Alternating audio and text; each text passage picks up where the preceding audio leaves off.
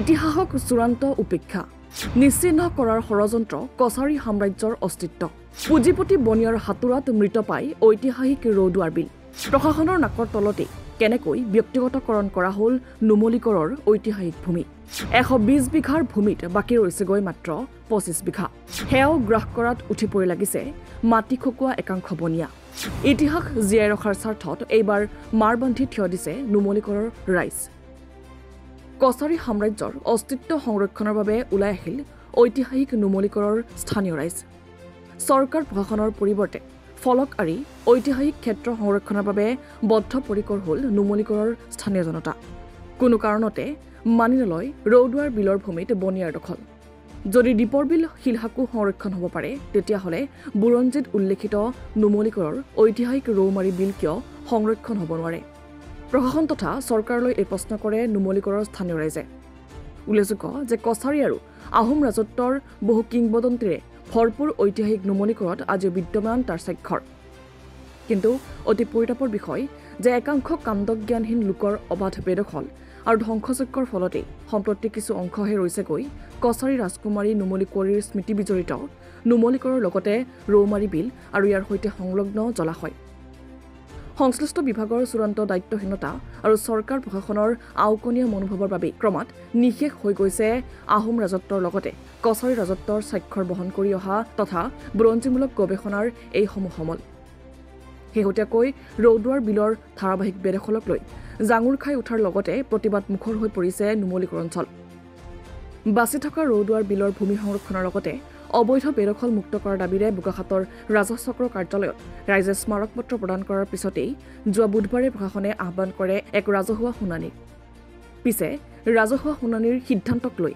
আশ্বস্ত হোৱা নাই নুমলীগড়ৰ স্থানীয় ৰাইজ ইতিমধ্যে সমগ্ৰ বিষয় সন্দৰ্ভত গোলাঘাট জিলা আয়ুক্তৰ মুখেদি মুখ্যমন্ত্ৰীলৈ স্মাৰকপত্ৰ প্ৰদানৰ যোজা কৰিছে ৰৌদুৱাৰ বিল সংৰক্ষণৰ বাবে ওলাই অহা নুমলীগড়ৰ সচেতন ৰাইজে ৰাইজৰ সংকল্প নুমলী কোঁৱৰীৰ স্মৃতি বিজড়িত ঐতিহাসিক ভূমি বেদখলমুক্ত নোহোৱা পৰ্যন্ত ক্ষান্ত নহয় নুমলীগড়ৰ স্থানীয় ৰাইজ নুমলীগড় ৰৌদুৱাৰ যি জলাশয় আছে যি আমাৰ পিটনি আছে তাত ক'ৰ পৰা কেনেকৈ ম্যাদী পট্টা দিলে সেই বিষয়লৈ আমি একো অৱগত নহয় কিন্তু আজি আমি চাৰ্কল অফিচত গৈ যিখিনি কথা গম পালোঁ যে আমুকৰ নামত ম্যাদী পট্টা আছে সেই বিষয়লৈ একচুৱেলি তেখেতসকলে কিবা মেপ উলিয়াই দেখুৱাইছে যে এইডোখৰ সেই বিষয়লৈ আমি ভালকৈ একো ক'ব নোৱাৰোঁ কিন্তু কথা হ'ল এইটোৱে ইয়াত আমাৰ নুমলীগড়খন হৈছে কছাৰী ৰজাৰ ইয়াত বহুত ইতিহাস আছে আমাৰ কছাৰী ৰজাৰ ইতিহাসে নহয় ইয়াত আপোনাৰ কছাৰী ৰজাৰ বহু বস্তু আছে আৱেগ আছে আৰু আপুনি অকল কছাৰীয়ে নহয় কছাৰী আৰু আহোমৰ সম্পৰ্কও ইয়াতে গঢ়ি তুলিছিলে আৰু ইয়াতে আপোনাৰ এনেকুৱা কিছুমান ইতিহাস আছে যি কিজানি বুৰঞ্জীত বা যি জনা শুনা ব্যক্তি তেখেতসকলে ক'ব পাৰিব এতিয়া আপুনি চাওক এনেকুৱা এডোখৰ মানে হিষ্টৰিকেল প্লেচ তেওঁলোকে এতিয়া ভৰিৰে গচকি মোহাৰি পেলাব বিচাৰিছে বাহিৰগত বনিয়াৰ হাতত এই মাটিখিনি দি পেলাই সেইটো আমি কেতিয়াও হ'ব দিব নোৱাৰোঁ ধৰক আপুনি যদি এনেই ক'ৰবাত বিল পৰি থাকিল হয় কিবা যাৰ কোনো হিষ্ট্ৰী নাই তেনেকুৱা বিল ল'লে আমি কেতিয়াও মতা নাছিলোঁ কিন্তু এই বিলডোখৰ আমি বা এই জলাশয় আমি এৰি দিব নোৱাৰোঁ কাৰণ ইয়াৰে হিষ্ট্ৰী আমি সৰুৰ পৰা শুনি আহিছোঁ আৰু আমি চকুৰেও দেখি আহিছোঁ ইয়াত কি আছে কি নাই আমাৰ সিদ্ধান্ত এটাই যে এই জলাশয় আমি কাকো দিব নোৱাৰোঁ বা এই নুমলী কোঁৱৰী বিল এই ৰৌদুৱাৰ পথাৰ বিল আমি কাকো বাহিৰগত বনিয়াক চমজাই দিব নোৱাৰে বাহিৰগত বনিয়া বুলিয়ে নহয় আমাৰ নিজৰ মানুহেও ইয়াত দখলদাৰী দিব নোৱাৰে আমাক এই বিল হিচাপেই লাগে আৰু ইয়াত সংৰক্ষণ লাগে দেউতাহঁতি কয় যে বিলখন বৰ ডাঙৰ আছিলে এতিয়া বিলখন গোটেইখিনি NVI জব্দ কৰি ল'লে NVI মানে কি সেইটো NVI আপোনাৰ গোবিন্দ ভাটা মালিক সেইজনে জব্দ কৰিছে যিগৰাকী মালিক ইয়াৰ ইটা ভাটাৰ তেওঁৰ নামটো কি গোবিন্দ চৌধুৰী তেওঁৱে জব্দ কৰিছে নেকি তেওঁ জব্দ কৰিছে ইয়াতে এখন বিল আছিল এখন বৃহত্তৰ বিল ডাঙৰ বিল হয় এতিয়া গোটেইখিনি এইটো পৰিছে গোটেই এৰিয়াখিনি এইটো বিলেই হয় গোটেইখিনি এই মাটিখিনি তেওঁ নিজৰ নামলৈ নামজাৰি কৰিলে নেকি হয় নেকি সেইটোৱে ক'ব পৰা নাই খালি এতিয়া দেখিছোঁ যে বিলখন গোটেইখিনি সি অফিচ বনাইছে গোটেই ইটা ভাটা গোটেইখিনি বনাই পেলাই ইয়াতে কাম লগাই চলি চনৰ পৰাই তাৰমানে চৰকাৰৰ কাগজ দিয়া হৈছিলে যে পঞ্চায়ত ফালৰ পৰা যে এই পিটনিখন সংৰক্ষণ কৰিব লাগে আৰু গাঁও সভা দিয়া হৈছিলে, কিন্তু তাৰ উপৰিও যে এইখিনি মাটি কেনেকৈ তেওঁলোকে পটা দিলে সেইটোহে ৰহস্য আৰু। 2018 চনৰ পৰাই তেওঁলোকক আবেদন কৰা হৈছিলে যে এই আমাৰ পিটনিখন সংৰক্ষণ কৰিব লাগে, কিন্তু তেওঁলোকে যে আকৌ কেনেকৈ পটা দিলে আজি জনাইছে আপোনালোকে? আজি জনোৱা হৈছে তেওঁলোকক। কেইবাৰ জনালে আবেদন তেওঁলোকক? 18 চনৰ পৰা 22 চনৰ মানলৈকে দিয়া হৈছে তেওঁলোকক গাঁও সভাত। আমি অতিশয় গৌৰৱান্বিত। আমি নুমলীগড় ইতিহাস প্ৰসিদ্ধ ৰৌদুৱা গাঁৱৰ বাসিন্দা হয়। আমাৰ গাঁৱত এখন ইতিহাস প্ৰসিদ্ধ ৰৌদুৱা বিল আছিল, আৰু এই বিলখনৰ লগত এখন পিটনি আছিল, যিখন আমি জলাশয় বুলি কৈছোঁ।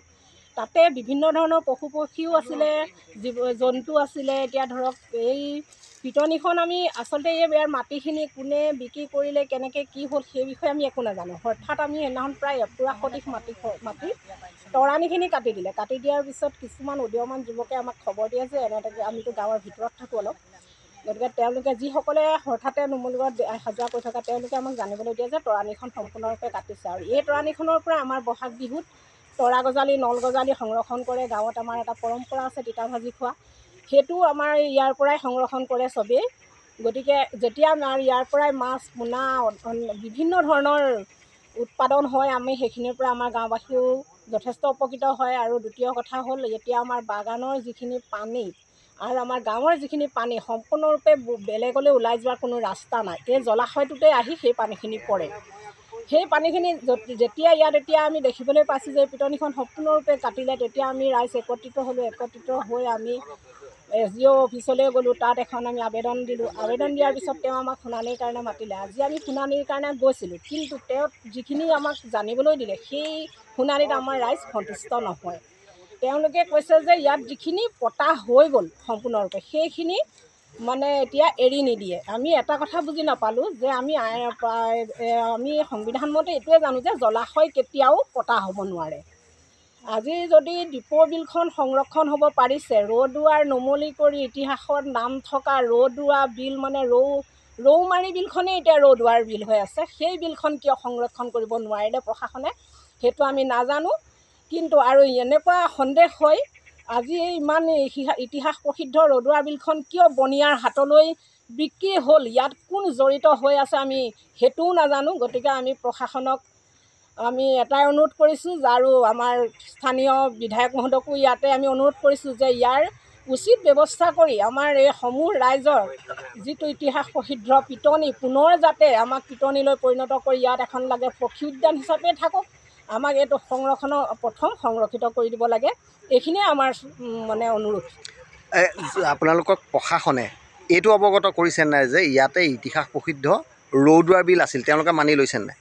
তেওঁলোকে পিটনি আছিল বুলি মানিছে মনাটো, কিন্তু যিমানখিনি মাটি আছিলে আমি জানামতে ইয়াত 120 বিঘা মাটি আছিল।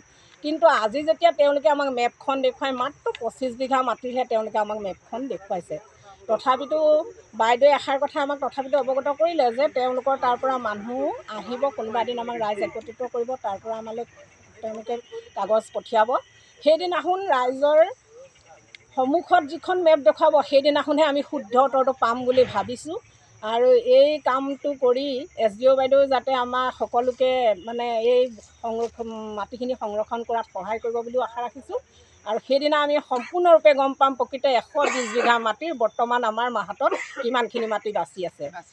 সেইটো আমি এতিয়া সম্পূৰ্ণৰূপে ক'ব নোৱাৰিম, কিন্তু এটা কথা ঠিক, আজি বাহিৰৰ বনিয়াজনে ইয়াত আহি মাটি কিনিবলৈ পালে নিশ্চয় ইয়াত কোনোবা জড়িত থাকিব লাগিব, নহ'লেতো বাহিৰা বনিয়াজনে আহি ইয়াত মাটি কিনি এই পিটনিখন ধ্বংস কৰিবলৈ আজি এপুৰা সদৃশ মাটি পিটনি কাটি শেষ কৰিলে। গতিকে এইখিনি কেনেকৈ সম্ভৱ হ'ল, যদিহে আমাৰ কোনোবা বিষয়ববীয়া ইয়াত জড়িত নাথাকে। সেইটোৱে এতিয়া আমি প্ৰশাসনক সেইটোৱে অনুৰোধ কৰিছোঁ যে এইটো কেনেকৈ সম্ভৱ হ'বলৈ পালে, আৰু আমি জনাততো জলাশয় কেতিয়াও পতা হাতে দিব নোৱাৰে, এতিয়া কেনেকৈ পতা দিলে আমি সেইটোৱে প্ৰশাসনৰ পৰা জানিব বিচাৰিছোঁ।